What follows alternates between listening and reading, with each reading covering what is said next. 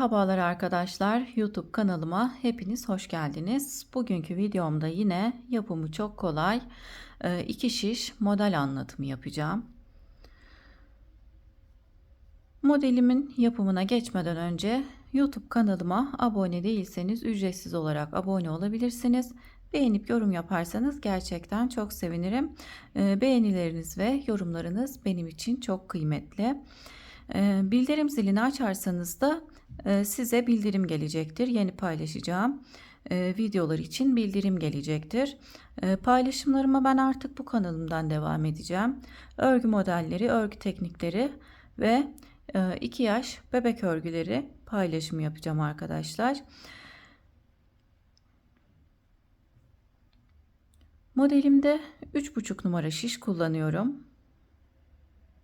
250 metre uzunluğunda anti peeling ip kullanıyorum arkadaşlar. Kartopu Baby One.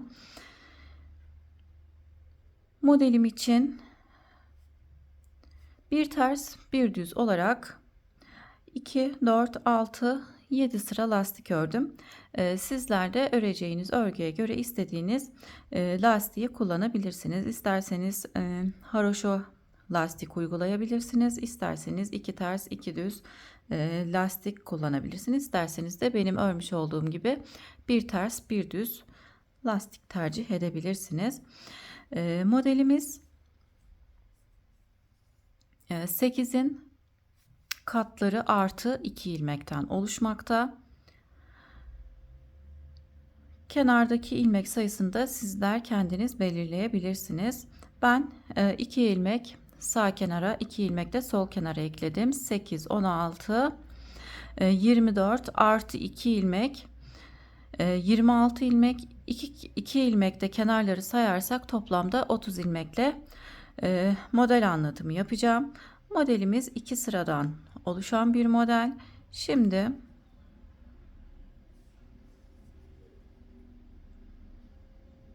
modelimizin ön yüzde ilk sırasındayım. İlk ilmeği örmeden aldım. Bir ilmek ters örüyorum. Düz olarak örüyorum. İsterseniz kenar ilmek sayısını daha fazla da yapabilirsiniz. Ben kenarları 2 ilmek olarak düşündüm. Şimdi 3. ilmeğimin içerisinden bir ipimi öne alıyorum. 2, bir ilmek daha çıkarıyorum. 3. Şimdi 4. ilmekten de ilmek çıkaracağım. 1, ipimi öne alıyorum. 2, bir ilmek düz örüyorum. 3. 2 ilmekten 3'er ilmek çıkarmış olduk arkadaşlar. Buradaki ilmekten 3 ilmek çıkardık. 3. ilmeğimizden 4. ilmeğimizden de 3 ilmek çıkardım. Şimdi model aralarımız 6 ilmekten oluşuyor. 1, 2, 3, 4, 5, 6. 6 ilmek düz ördükten sonra tekrar buradaki ilmeğimden 3 ilmek çıkaracağım. 1, ipimi öne alıyorum. 2, tekrar düz olarak örüyorum. 3. Hemen yanındaki ilmekten de 3 ilmek çıkaracağım. 1, ipimi öne aldım. 2, bir ilmek daha çıkarıyorum. 3. Şimdi 6 ilmek öreceğim. Model aralarımız 6 ilmekten oluşuyor. 1, 2, 3, 4, 5 ve 6. 6 ilmek ördükten sonra tekrar birinci ve ikinci ilmekten 3'er ilmek çıkarıyoruz. 1, ipimi öne alıyorum. 2, bir ilmek daha düz örüyorum. 3. Aynı şekilde hemen yanındaki ilmekten de 3 ilmek çıkarıyorum. 1, ipimi öne aldım. 2, tekrar bir ilmek daha çıkarıyorum. 3. 6 ilmek düz örüyorum. 1, 2, 3, 4, 5, 6. Yine 6 ilmek ördükten sonra 3 ilmek çıkaracağım. 1 ilmek düz örüyorum. İpimi öne alıyorum. 2, bir ilmek daha düz olarak örüp ilmeğin içerisinden ilmeğimi çıkardım. 3 ilmek çıkarmış oldum. Hemen yanındaki ilmekten de ilmek çıkarıyorum. 1 ilmek düz örüyorum. 1, ipimi öne aldım. 2, bir ilmek daha çıkardım. 3. 2 ilmekten her ikisinden de 3'er ilmek çıkarmış oldum. Sıra sonunda 2 ilmeğim kaldı. Sıra başında da yine 2 ilmeğimiz vardı. 1 2. Modelimiz 8'in katları artı 2 ilmekten 4 ilmekten oluşuyor arkadaşlar. Kenarlara 3'er ilmek eklerseniz de yine 3 3 6 ilmek ekleyebilirsiniz. 8'in katları artı 2 ilmeğimize 3'er 3'er ilmek ekleyebilirsiniz. Kenar sayısı tamamen sizin tercihinize kalmış. Şimdi arka yüze geçtim. İlk ilmeği örmeden aldım. Bir ilmek ters örüyorum. Artırmış olduğumuz, yani bir ilmeğin içerisinden çıkardığımız 3 ilmeği şişime örmeden geçiriyorum. Daha sonra diğer 3 ilmeği de örmeden geçiriyorum. Şimdi 6 ilmek örüyorum. Arka yüzde modelimizin ikinci sırasındayız. 1 2 3 4 5 6. 6 ilmeğimi ördükten sonra aradaki 6 ilmeğimizi ön yüzde düz olarak örmüştük. Arka yüzde ters olarak örüyoruz. Artırmış olduğum ilmekleri, bir ilmeğin içerisinden 3 ilmek çıkarmıştık. Çıkardığımız 3 ilmeği örmeden şişimize geçiriyoruz. Yine diğer 3 ilmeği de şişime geçirip 6 ilmek ters örüyorum. 1 2 3 4 5 6. 6 ilmeği ördükten sonra bir ilmeğin içerisinden çıkardığımız 3 ilmeği örmeden şişimize geçiriyoruz. Diğer 3 ilmeği de şişime geçirdim. 6 ilmek ters örüyorum. 1 2 3 4 5 6. 6 ilmek ters ördükten sonra 1 2 3. Bu 3 ilmeği bir ilmeğin içerisinden çıkarmıştık. Tekrar 1 2 3. Bu 3 ilmeği de ilmeğin içerisinden çıkarmıştım. Sıra sonundaki kalan 2 ilmekten bir tanesini ters olarak örüyorum. Sıra sonundaki ilmeği düz olarak örüp modelin 3. sırasına geçiyoruz. Modelimiz 4 sıradan oluşuyor arkadaşlar. Biraz önce 2 sıra dedim fakat model 4 sıradan oluşan bir model. Şimdi modelde ön yüzde modelin 3. sırasını örmeye geçiyoruz. Modelde 3. sırayı örmeye geçelim. İlk ilmeği örmeden alıyorum. Şimdi bir önceki sırada bir ilmeğin içerisinden çıkardığımız 3 ilmekle hemen ilk ilmeğin yanındaki ikinci ilmeğimizin yerini değiştireceğim. İlmekleri şu şekilde 3 ilmeği sol şişime takıyorum. Daha sonra bir ilmeği çıkarıyorum. Sağ şişime 3 ilmeği taktım. Sol şişime de buradaki bir ilmeği takıyorum. Buradaki ilmekleri düz olarak örüyorum. 3 ilmeği düz olarak örüyorum. Daha sonra bir ilmeği de düz olarak örüyorum. Şimdi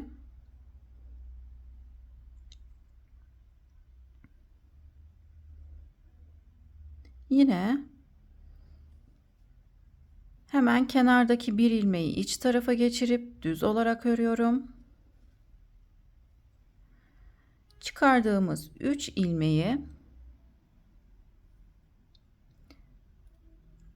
bu taraftan arkadaşlar, yönünün düzgün olarak gelmesi için düz olarak örüyoruz.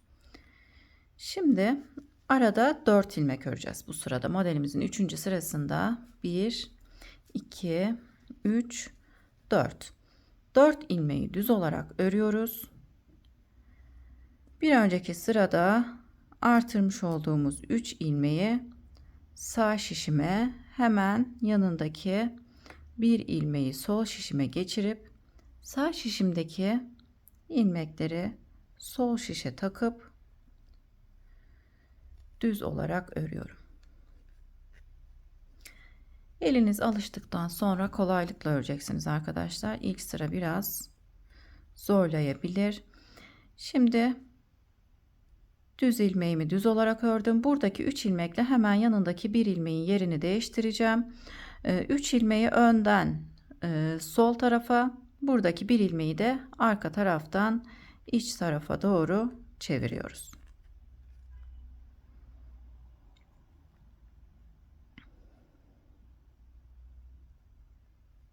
Şu şekilde arkadaşlar. Arkadan bir ilmeğin içerisine girip önden 3 ilmeğimizi sol tarafa çevirdik. Bir ilmeği düz olarak ördüm.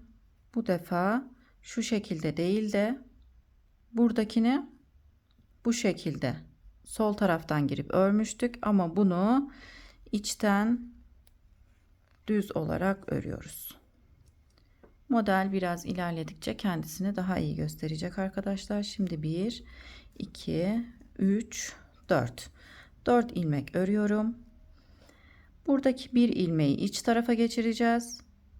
3 ilmeğimizi de ön taraftan sağa doğru çevireceğiz. İlmeğimi çıkardım. 3 ilmeği sol şişime takıp buradaki ilmeğe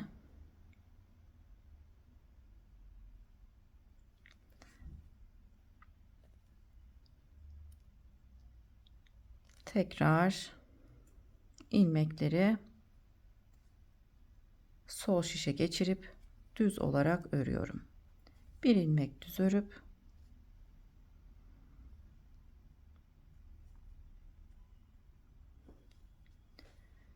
yine bir ilmeğimi düz olarak ördüm. Bu şekilde değil de içten girip düz olarak örüyoruz. 1, 2, 3, 4. 4 ilmek düz ördükten sonra buradaki bir ilmekle 3 ilmeğin yerlerini değiştireceğim. Bir ilmeği arkadan iç tarafa çevireceğim. 3 ilmeği ise önden sağ yöne doğru çevireceğim. İlmeklerimi şu şekilde çıkarıp da çevirebilirsiniz arkadaşlar. İlmek kaçırmamaya da dikkat edin. İsterseniz de çevirirken aparatta kullanabilirsiniz. Burgu aparatları var. Elinizde varsa ilmekleri çevirmekte zorlanıyorsanız onları da kullanabilirsiniz. Model gerçekten güzel bir model. Şimdi yine aynı şekilde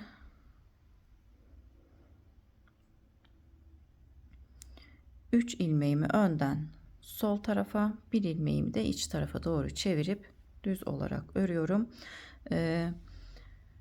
Sol taraftaki artırmış olduğumuz 3 ilmeği şu şekilde değil de ilmeğin içine girerek düz olarak örüyoruz. Sıra sonundaki ilmeği düz olarak örüp sıramı tamamladım. Şimdi arka yüzde ilmeklerimizin tamamını ters olarak öreceğiz. Yani modelimizin 4. sırasında arka yüzdeyiz. Model 4 sıradan oluşan bir model.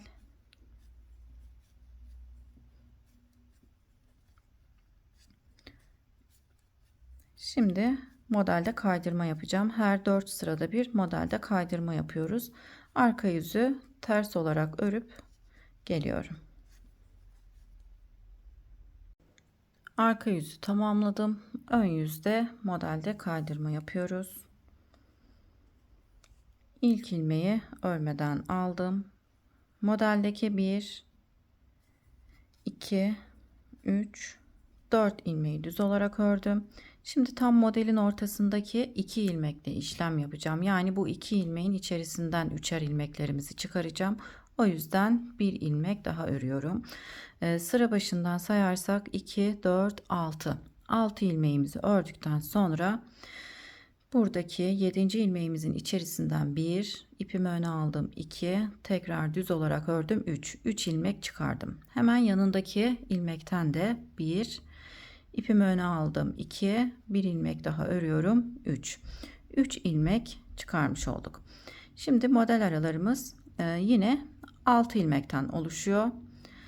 1, 2, 3, 4, 5, 6. 6 ilmek ördükten sonra 7. ilmeğimizi, yani iki model arasında şu an 4 ilmeğimiz var. O 4 ilmeğin ortasında olan 2 ilmekten ilmeklerimizi çıkaracağız. Her zaman model arasındaki ilmek sayısı da 6 ilmek, daha sonraki sırada 4 ilmek oluyor. Şimdi buradan hemen 1 ipimi öne aldım, 2, bir ilmek daha çıkarıyorum, 3. Yanındaki ilmekten de 3 ilmek çıkarıyorum. İlmeklerimizi düz olarak çıkarıyoruz. Şimdi 6 ilmek öreceğim. 1, 2, 3, 4, 5, 6. Model arasında 6 ilmeğimiz var. 7. ilmeğimizden 1, 2, 3. 3 ilmek çıkarıyorum. Hemen diğer yanındaki ilmekten de 3 ilmek çıkarıyorum. Şimdi sıra sonunda da 1, 2, 3, 4, 5, 6. 6 ilmek örüyorum. Modelde kaydırma yaparak örüyoruz. Modelimizin ön yüzde birinci sırasını tamamladım. Arka yüzde modelimizin ikinci sırasını örmeye geçiyorum. İlk ilmeğimi örmeden aldım. 2, 3, 4, 5, 6. 6 ilmek ördükten sonra çıkarmış olduğumuz 3 ilmeği örmeden alıyoruz. Tekrar yine 3 ilmeği örmeden alıp 6 ilmek ters örüyorum. 1, 2, 3, 4, 5, 6. 6 ilmek ördükten sonra tekrar çıkarmış olduğumuz 3 ilmekleri örmeden alıyoruz. Videonun hızlı olduğunu düşünüyorsanız sağ köşedeki ayarlar kısmından videoyu yavaşlatabilirsiniz. Yavaş olduğunu düşünüyorsanız da hızlandırabilirsiniz arkadaşlar. Videonun hızlı ya da yavaş olması tamamen size kalmış bir şey arkadaşlar. Ben normal ayarda videomu çekiyorum. Şimdi 6 ilmek, 2, 4, 6. 6 ilmek ters ördükten sonra çıkarmış olduğum 3 ilmekleri örmeden şişime takıyorum. 1, 2, 3, 4, 5. Sıra sonundaki ilmeği de düz olarak örüp arka yüzde modelin ikinci sırasını tamamlıyorum. Modelimiz de kendisini göstermeye başladı arkadaşlar. Gerçekten çok güzel bir model.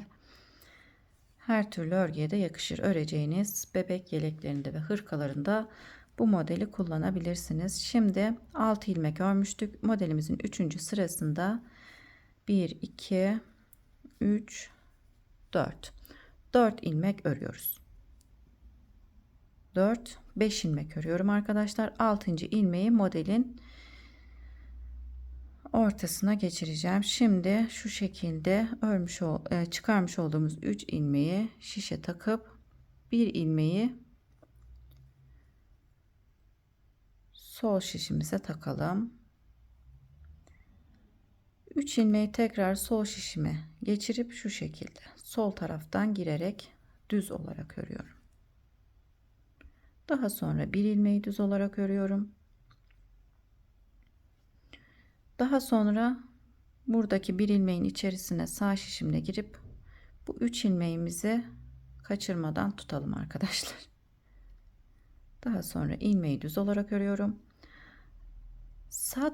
Sol taraftaki ilmeklerin içerisine batarak düz olarak örüyoruz. Sağ taraftaki ilmeklere sol taraftan girip örüyoruz. Sol taraftakine ise içerisine batarak örüyoruz. Şimdi 1, 2, 3, 4. 4 ilmek düz ördükten sonra yine şu şekilde 3 ilmeğin içerisine girdim. İlmeğimi sol tarafa çevirip 3 ilmeğe sol taraftan girip düz olarak örüyorum. Model arasında olan bir ilmeği düz örüyorum. Şu şekilde sol taraftaki 3 ilmeğin de içerisine girip ördüm. Şimdi 1 2 3 4 4 ilmek örüp ilmeklerin yine yönlerini çevireceğim. Şu şekilde önce 3 ilmeğin içerisine giriyorum. Daha sonra bir ilmeği sol şişime geçirip 3 ilmeği de sol şişime takıp düz olarak örüyorum. Bir ilmeği düz olarak ördüm. Arkadan bir ilmeğin içerisine girip önden 3 ilmeğin içerisine girdim. İçerisine batarak düz olarak örüyoruz. Sıra sonunda 5 ilmeğim kaldı. Kalan ilmeklerimi düz olarak örüp modelimizin 3. sırasını tamamlıyoruz. Şimdi arka yüzde ilmeklerimizin tamamını ters olarak örelim arkadaşlar. Tekrar modelde kaydırma yapıp ilk model sırasını kurmuş olduğumuz gibi kurup modelde biraz ilerleyip geliyorum. Modelimizin kendisini daha net göstermesi için biraz modeli öreceğim arkadaşlar. O yüzden biraz modelde ilerleyip geliyorum. 2 model sırası daha örerek ilerledim. Modelimiz de kendisini gösterdi arkadaşlar. Modelimizin önden görüntüsü böyle. Arkadan görüntüsü ise böyle. Gerçekten çok kolay arkadaşlar. Birkaç model sırası ördükten sonra elimiz alışıyor. Rahatlıkla modeli yapıyoruz. Örgüye yeni başlayanlar bile bu modeli rahatlıkla yapabilirler. Beni buraya kadar izlediyseniz çok teşekkür ederim. Modelimi beğendiyseniz beğeni ve yorum yapmayı unutmayın. Bir sonraki model videolarında görüşmek üzere. Şimdilik hoşça kalın.